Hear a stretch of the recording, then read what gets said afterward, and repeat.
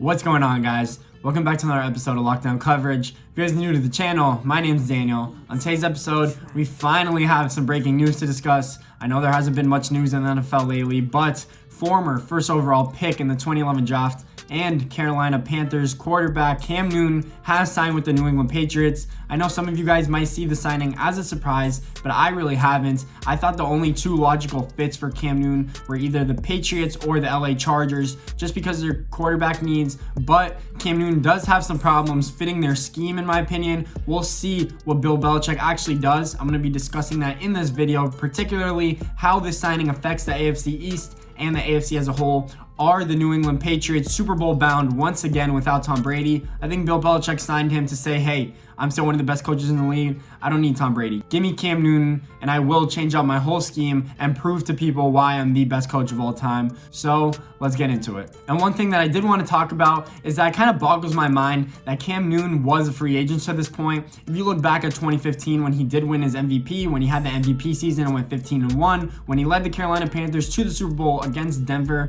you kind of would have thought he would have been the face of the franchise, the face of the NFL potentially at this point in his career. Only being 31, 32 years old, he still might have had a lot of wear and tear, but he still might have had a lot on his tires. I think Cam Newton should have been developed a little differently. I think he should have improved his arm, should have been really good in that short and intermediate passing style. Just because he's not, I think that's why he lasted in free agency. That's the point I was trying to get to, is that Bill Belichick didn't know if he could fit his scheme correctly. They are lacking, and when I say they, the New England Patriots are lacking a lot of key players on offense. So I don't know if Cam Newton is the type of quarterback where he could carry the team to a victory. If they don't have a running game and he has to throw the ball 40 times, I think that is not set up for success. The New England Patriots took a one-year deal on him, so they're not committed. If he doesn't succeed, they could always turn to Jarrett Stidham. Therefore, they have potential in their second-string quarterback. They always still have Brian Hoyer, who I think will not compete. I think he'll be the third string, might get cut,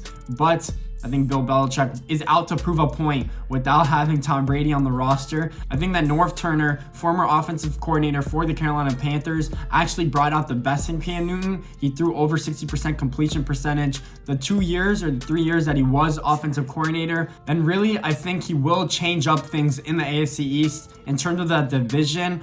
The Bills really had the opportunity to take it and probably be the favorite throughout the next 10 years with Josh Allen and a good core on defense and a great head coach. The Miamidolphins with Tua Tagovailoa, my team as well, does have high potential. Probably did have the best offseason in my opinion.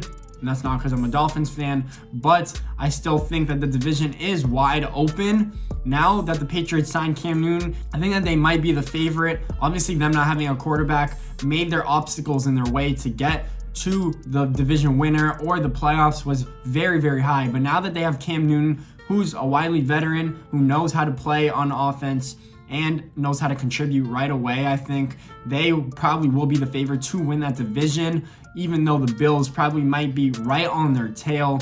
I thought the Patriots were going to be bad for once, and Patriots fans will have nothing to root for, and they might bandwagon to the Tampa Bay Buccaneers because of Tom Brady. But now with Cam Newton, they're all pedaling backwards, and they're all saying, wow, we finally have a chance with Cam Newton. We'll see if he could revitalize himself in New England. But I still think it's a good fit for the Patriots as a whole. I think Bill Belichick does need to change a few things because Cam Newton was kind of good as a pocket passer. He could scramble, obviously, and make plays. I don't know how well he can continue to do that now that he's further on in his career. You might not know if they want to risk injury because they're not comfortable starting Jarrett Stidham, but Cam Newton needs to be a little more accurate or else he will have trouble in this offense. They're going to obviously play him off play action and the running game, but I still think Cam Newton could be a threat on offense. They don't need to hold back and play him to be the player that he's really not. Because if they do that, then he won't succeed, in my opinion. And the Patriots could potentially only win 7 or 6 games this year. I know their defense is really good, but they are missing a lot on offense. I don't know how they're going to score the ball unless that running game is spectacular and the offensive line is really good. But I personally like the signing of Cam Newton in New England. And we finally have some breaking news for me to report.